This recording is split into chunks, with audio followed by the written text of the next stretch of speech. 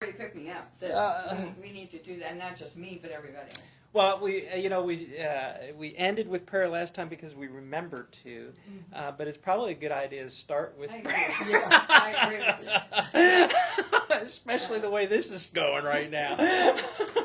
So, tell me when you're ready. Go.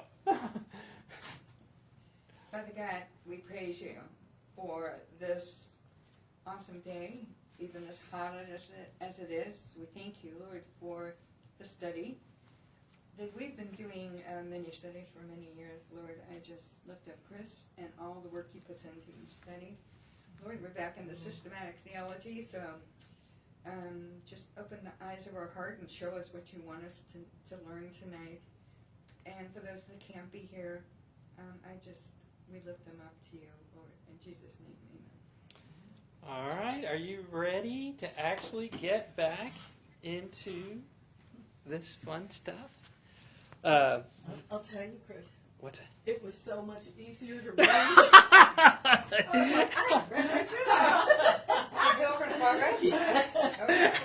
There is that. There's a lot of truth to that. And especially this, this is an interesting section. Right. Because I started working on the outline for next week, and I told Melody, I said, okay, either I have to get braver with my convictions, or you're going to have to help me. Because next week's a tough lesson.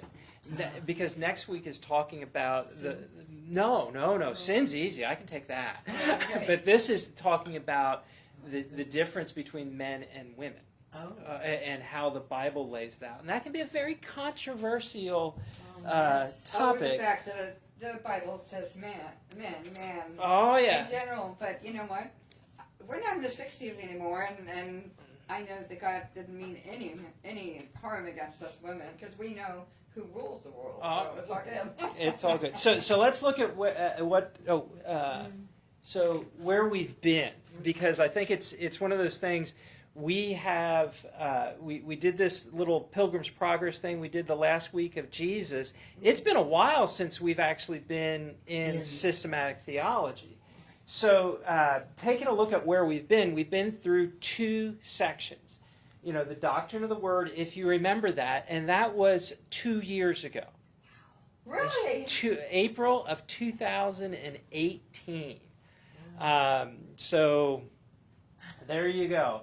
But anyways, we went through the Word of God, the canon of Scriptures, the four characteristics of Scriptures, the inerrancy of Scriptures. That seems like forever ago. And then what we finished up, the doctrine of God, we actually covered a fair amount of territory there with, the existence of God, the knowability of God.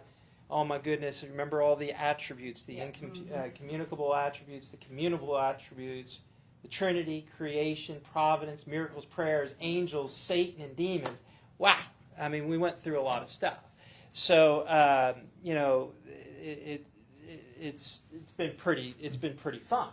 So where we're at now, though, is we're in this third part, and we're going to go through and it's going to go by very quick. Chapter 21 is tonight, creation of man. We'll spend 2 weeks in man as male and female.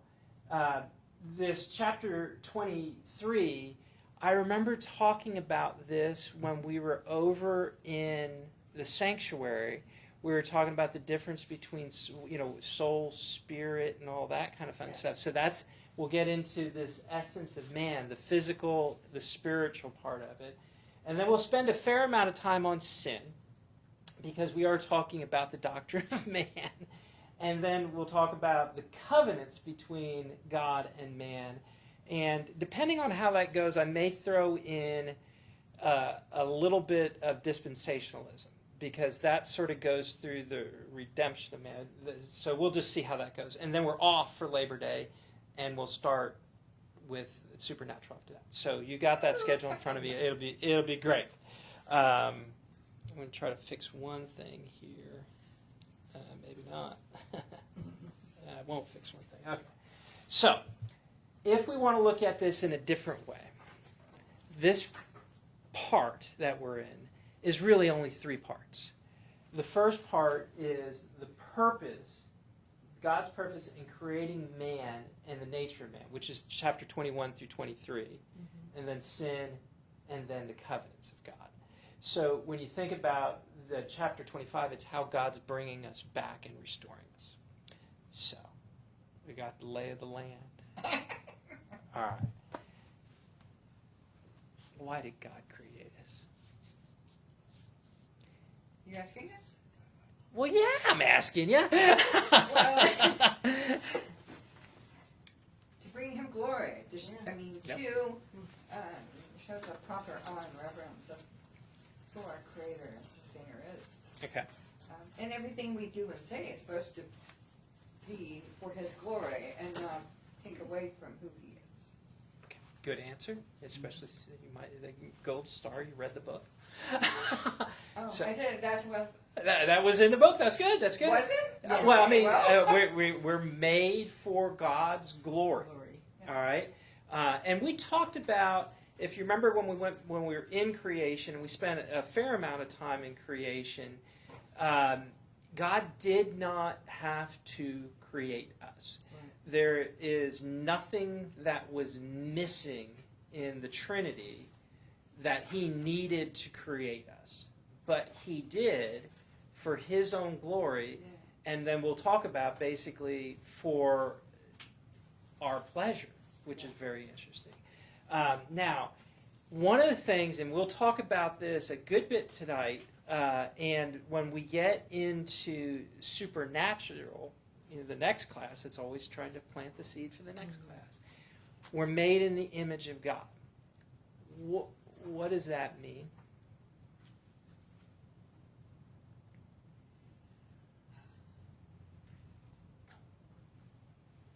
That we have traits that he has, Yeah. and we're supposed to use them. And so we may not physically.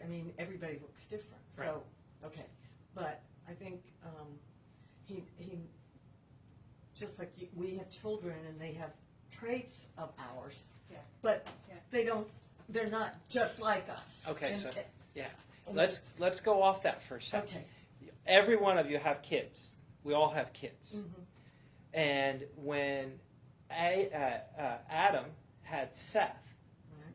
it was made in his likeness, in his image, in his likeness. So God is a spirit. No one's ever seen God. All right? So how in the world can we walk around and be in the image of God? It's very strange. But, like you say, when we have kids, sometimes we talk about, Melody and I talk about this all the time, and you all know this. You have kids, and they're like, you see little bits of you and your wife or your husband, or you see little grandparents. You Or see grandparents, yeah. You see little bits of attributes, Yeah.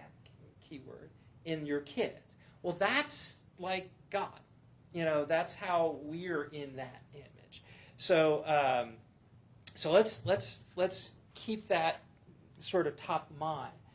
The definition that Grudem has is that the pinnacle of God's creative activity is the creation of human beings.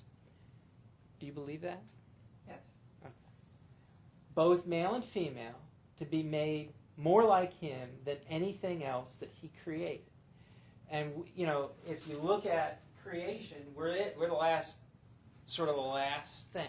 All right. So chapter 2 gives you sort of the overview, and then chapter 1 gives you the quick overview, and then chapter 2 talks really more about the creation of man as it sort of regurgitates it, I guess is a way to say it. But isn't that fascinating? Not fascinating because God is so incredibly smart and intelligent, but because He did it in such an order that if He had made man first, where is He going to put man? If He had made man during day 3, that's still not ready. We needed all of that in place in order for us to put us on this earth. Oh yeah. And enjoy His creation. And remember, the garden was was created and man was put in the garden. In the garden. All right. So we're going to go straight through the outline. And I'm not going to spend as much time.